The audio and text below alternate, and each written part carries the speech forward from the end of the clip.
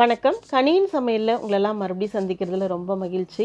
இன்னைக்கு நம்ம பார்க்க போறது பீர்க்கங்காய வச்சு இன்னொரு டிஷ். நேத்து நான் ஒரு வீடியோ அப்லோட் பண்ணியிருக்கேன். அதில பார்த்தீங்கன்னா, பீர்க்கங்காயோட தோல் வச்சு சட்னி எப்படி செய்யறது அப்படின்னு சொல்லிட்டு, அந்த வீடியோவோட லிங்க்க வந்து டிஸ்கிரிப்ஷன் பாக்ஸ்ல தரேன். இப்போ அடுத்தது இந்த பீர்க்கங்காய் தோல் சீவின பீர்க்கங்காய வச்சு அடுத்த டிஷ் நம்ம செய்ய போறோம்.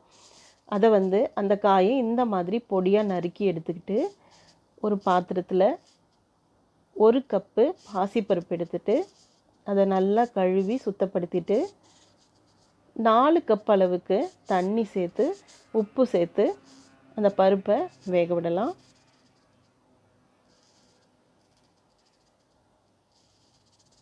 பருப்பு வந்து நல்லா 3/4 பதம் வெந்த உடனே நாம் பொடியாக நறுக்கி வச்சுருக்கிற காயை வந்து இப்போது பருப்பில் சேர்த்துக்கலாம். கவனமாக இருக்கணும். 3/4 பதம் அளவுக்கு பருப்பு வெந்திருக்கணும். அப்போ தான் இந்த காய் போடணும். ஏன்னா முன்னாடியே போட்டிங்க அப்படின்னு சொன்னால் காய் வந்து குழஞ்சி போயிடும். அதுக்கப்புறம் கூட்டு மாதிரி ஆகிடும். ஸோ கவனமாக இருந்து பார்த்து இறக்கிடணும். இப்போ பாருங்கள், காய் நல்லா கண்ணாடி பதத்துக்கு வெந்துருச்சு. பருப்பும் குழையாமல் கரெக்டாக இருக்குது.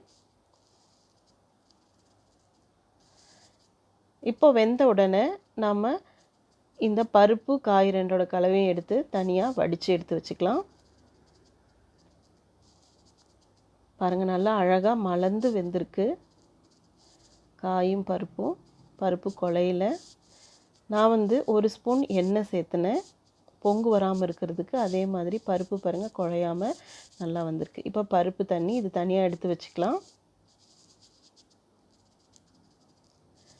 கொஞ்சம் கூட தண்ணி இல்லாமல் நல்லா வடித்து எடுத்துட்டு இப்போ ஒரு கடாயில் 2 ஸ்பூன் எண்ணெய் சேர்த்துட்டு அதில் எண்ணெய் காஞ்ச உடனே கடுகும் சேர்த்துட்டு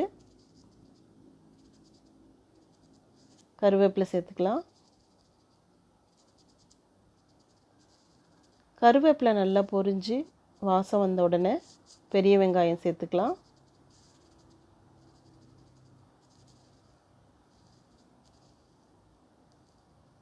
வெங்காயம் நல்லா வதங்கின உடனே இப்போது நம்ம வடித்து எடுத்து வச்சுருக்கோம் இல்லையா, அந்த காய் வந்து பருப்பும் காயும் சேர்த்து இதில் சேர்த்துட்டு நல்லா கிளறி விடலாம். முதல்ல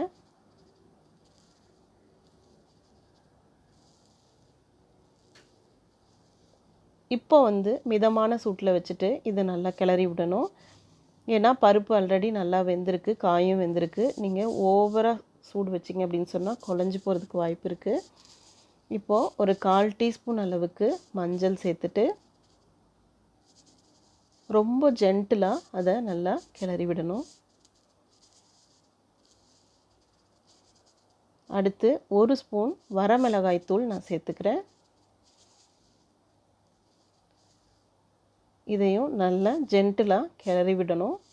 மிளகாத்தூள் நல்லா அந்த பச்சை வாசம் போக நல்லா கிளறி விடணும். பாருங்கள், செம்ம கலர்ஃபுல்லாக ரெடி ஆயிடுச்சு.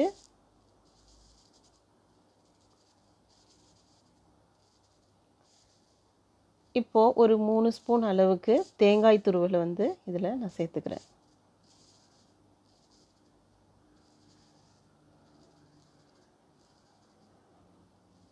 தேங்காய் துருவலை சேர்த்துட்டு நல்லா ஒரு நிமிஷம் அளவுக்கு நல்லா அதை கிளறி விட்டுட்டு நம்ம இறக்கிக்கலாம்.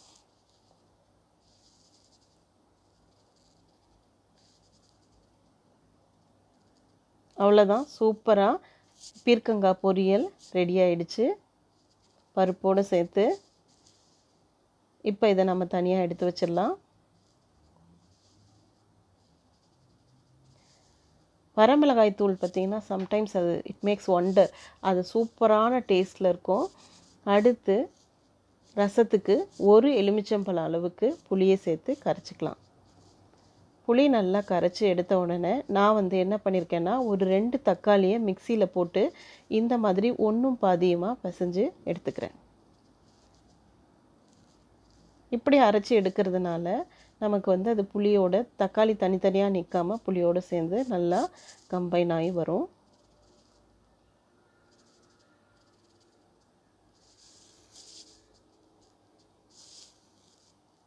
இப்போது ஒரு மிக்ஸி ஜாரில் 1 ஸ்பூன் அளவுக்கு சீரகம், 1 ஸ்பூன் அளவுக்கு மிளகு, ஒரே ஒரு காஞ்ச மிளகாய், அதில் ஒரு 5-6 பல் பூண்டு, அதோட ரசம் நல்ல வாசனையாகவும் ருசியாகவும் இருக்கிறதுக்காக ஒரே ஒரு கொஞ்சோண்டு கருவேப்பிலை, இதெல்லாம் சேர்த்து நல்லா ட்ரையாக இந்த மாதிரி அரைச்சி எடுத்துக்கணும்.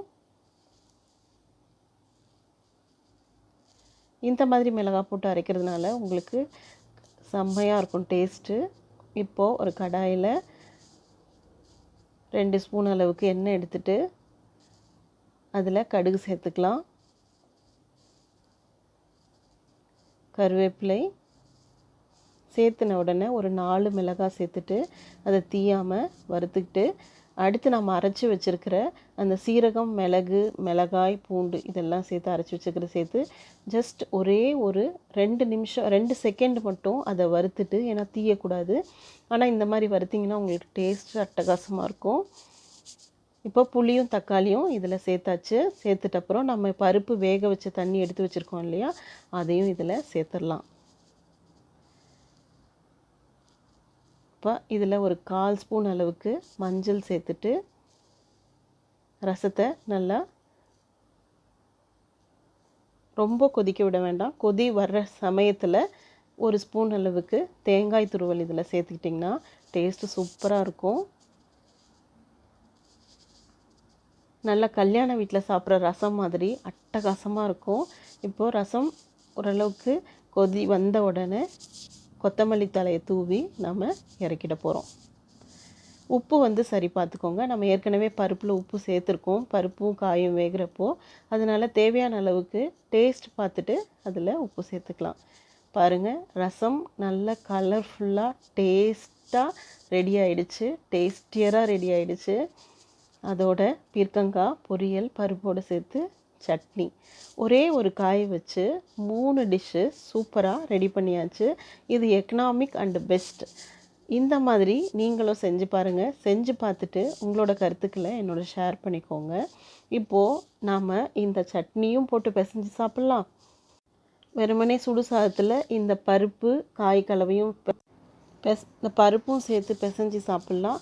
அதே சேம் டைம் ரசமும் சேர்த்து நம்ம சாப்பிட்லாம்.